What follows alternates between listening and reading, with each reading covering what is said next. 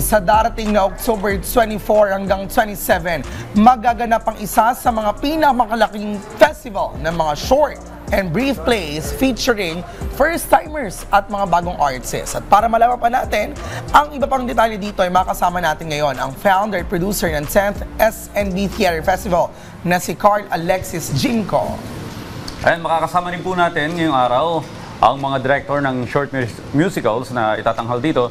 Yan ay sina Paulito Del Mundo, Giselle Chua at Hazel Madronero. At syempre kasama rin po natin si Gerald De Leon, isang composer, at si Kate Lawrence Espinosa, isa sa mga aktor at singer. Magandang umaga sa inyo lahat. Welcome sa Rise and Shine Pilipinas. Good morning po. Good morning. Welcome. Alright, tell us more about this SNB Festival, and of course, we will also want to know ano ba yung pasabog nyo on the 10th year ng inyong organization. Tell us more. Unang-una, it's our 10th year anniversary. So, Okay. nagsimula ito sa, alam mo yung mga bibong kids nung college. Ay, dapat kasama ako dyan. Yun, isa ako sa mga bibong kids yun hanggang lumaki na siya. Okay. And now we are an event talaga for people who wants to try Wow. theater. So again, etong Shorts and Briefs Festival talaga, ang maganda dito or unique dito is that ang pwede lang makasama dito ay mga first-timers. Okay. At saka yung underdog to celebrate the fear of the unknown. Ano to, monologue type ba to? Play talaga siya. Okay. Play. Ang maganda dito is that even though first-timers sila, hindi pa sila ganun ka-experience on theater making. Okay. Kumbaga, they are surrounded. We make sure that they are surrounded with mentors na mga industry practitioners para matulungan talaga sila para on the day ng show, sobrang ready na ang mga palabas nun. May training, tapos afterwards sa mga first time din sama agad sa play. Akala ko andun lang siya sa labas, tapos tara, sali ka Hindi, agad. ganun siya. We make sure also that all the first-timers gets to experience the proper audition, proper yung kaba sa kwarto, sa pagkanta in front of Ayun. people, kumbaga. And then, we make sure also that the audience can also afford the theater kasi alam naman natin na money is very valuable ngayong araw, mga panahon na to. Ever since naman. So, we make sure na reachable siya sa lahat ng tao, especially mga students natin. Kindly give us an idea kung patungkol sa yung short musical, kung ano yung concept nito, ano yung storya nito? Hello, ako po yung director ng Kasloy. telepono lang, Oo nga, hello. Nasanay kasi ako. Nandiyan ka pa ba? Nandiyan ka pa? Okay. Hello. Go ahead. Ayun, ako po yung director ng Kasloy, short for Bukas Itutuloy. Tungkol po siya sa dalawang magkaibigan na may gustong gawin na kanta, pero hindi nila matapos-tapos. Tapos nagkaroon ng pandemic, matagal silang hindi nagkita, and then after the pandemic, nagkaroon sila ng chance na magkita ulit. Okay. Doon sa paborito nilang lugar, yung bundok. Tapos, ititake nila yung opportunity na yun na tapusin yung kanta. Basically, our play is about hope.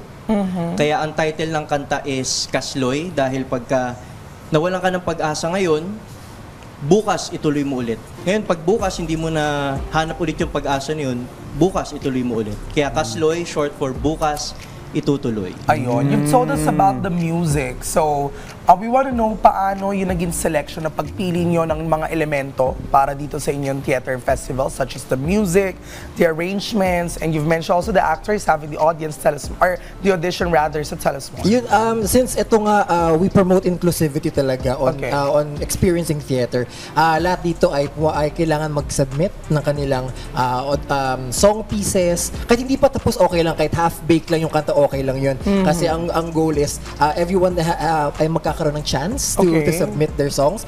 After the song, pag napili na namin yung shortlisted ng song, then we have a call for directors. Again, ang requirement lang sa directors, di ba usually dapat makapal yung resume mo and all. Ito, zero, okay lang talaga. The more wala experience, the better para makapagsama at makapagsumite. Pag napili na, then we call for auditions for actors. So lahat ay dumadaan talaga. Tapos, ito yun, at saka ito yung nag-iisang audition na alam ko na kahit wala kang prepare na monologue, kahit magbasa ka lang sa text, okay lang yun.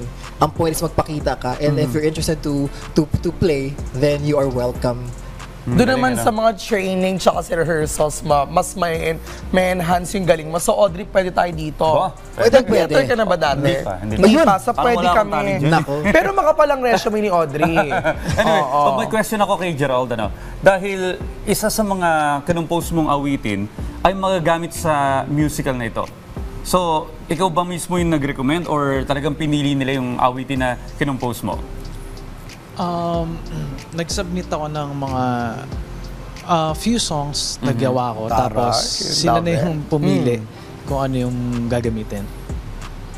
Ayun. So, kumusta? Ano yung mga klase ng songs, yung mga pinasa mo in terms of its content? Paano mo siya sinulat? Mostly, yung mga sinusulat ko kasi is about hope. Hopeful songs. Then, iba-ibang type lang. So, tapos puro draft, puro raw. Okay. And tapos, bahala na sila. Ayun. Kay Keith naman, kasi ikaw ay first-timer. No? Opo. So, kumusta yung naging journey mo dito? Ay, maganda siya actually kasi ako zero experience talaga sa acting. Pero matagal ko nang mahal yung teatro. Pero nung college ako, mas dun ako sa behind Production works. staff. Ganun. Oo. So mga production manager, stage manager, yun yung ginagawa ko before. Masyado pa kasi akong shy type nung Okay. college para mag-acting. Tapos ngayon, ito, God gave me SNB.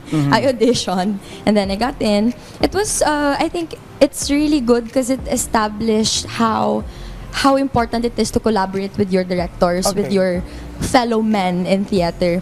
So yung nagawa namin sa teatro, it's really an output of our collaboration. So dun ko din na, I've learned a lot from my director, from Sir Carl, from our mentors, which I never had way back in college. Okay. Okay, kila Giselle naman, ano yung ina-expect ninyong matututunan nyo dito sa experience na to?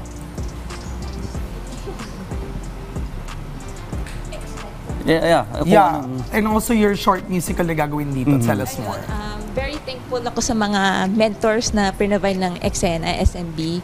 And yun, ang dami po na natutunan from writing to directing.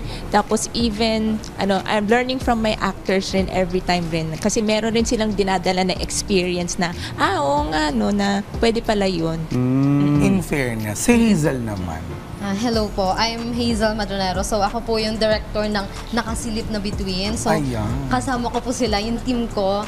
So actually, yung Nakasilip na Bituin po is about the story of dreams, hope, and of course the responsibility. Dahil istorya po siya ng magkapatid. So tumatalakay siya sa family. So talaga makaka-relate po yung mga audience once they watch our play.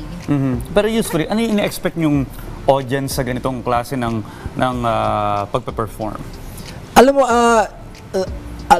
we are expecting also the non-theater participants talaga to actually watch them talaga, or to actually pumasok sa show. That's why we make sure na ang ticket price din namin hindi ganun kamahal para makapasok lahat. At saka, itong festival na sobrang sulit kasi for one ticket, you'll be able to watch 6 original plays na agad ito. So, 6 na yung mapapanood mo. So, kung mahilig ka sa mga musical plays, original musical plays, isang upuan, 6 ang mapapanood mo. Hindi mo sabay, sunod-sunod silang mapapanood mo. Wow, So, sulit na sulit yun for people who really likes to venture or to try different kind of entertainment. Okay, so paano kami makakapagbili ng ticket dito? Saan kami pupunta? In your social media accounts for other details as well. Naku, importante yan. Sige, again, would like to invite everyone sa lahat ng mga nanonood dito. Ayan.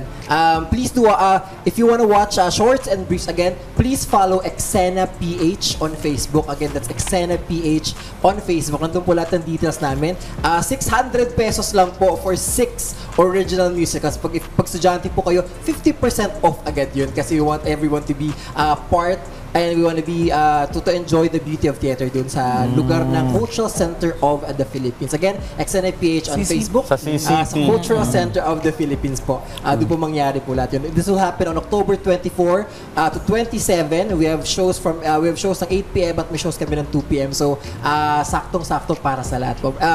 All ages 12 and above pwede pa manood.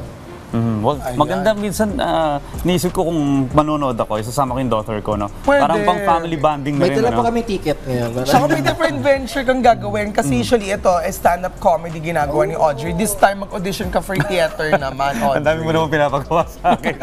Anyway, muli, nakasama po natin ang mga taong bumubuo sa ika-10 taon ng SNB Theater Festival. Maraming salamat sa inyong pagsama sa amin ngayong umaga. Congratulations! At good luck sa Thank you very much. gagawin yung play, ha? Siyempre, hindi natin palalagpasin na marinig ang kantang kinampo si Gerard at kakatain nito ni Keith.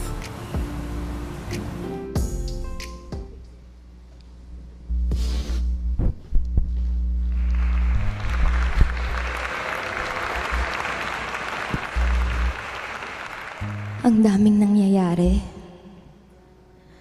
Nakakapagod.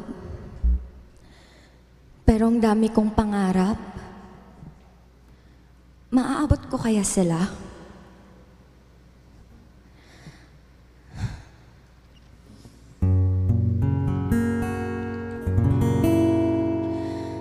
Nakasilip ba ang mga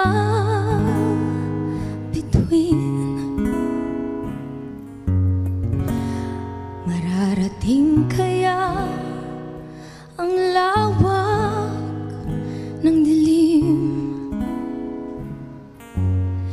Mararating kaya ang kawalan kung akmang pipitasin? May hiwaga ba talaga at may maangkin?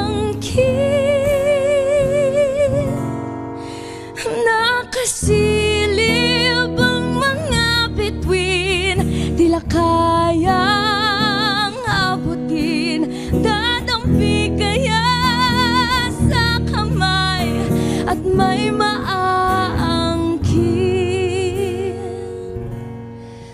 sa mga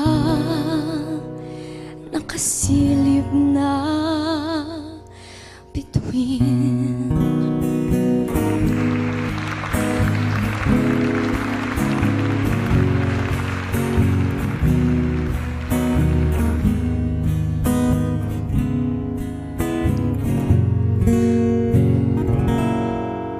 Mararating kaya kahit isang bituin?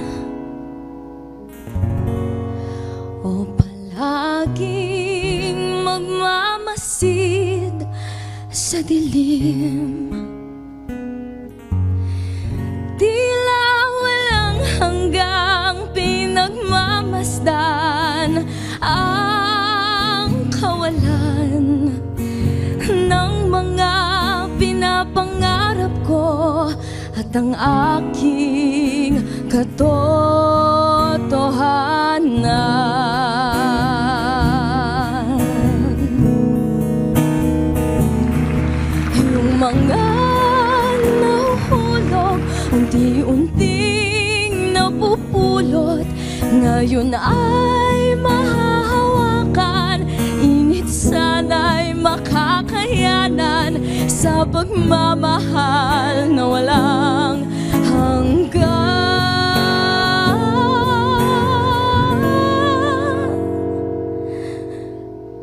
Sa mga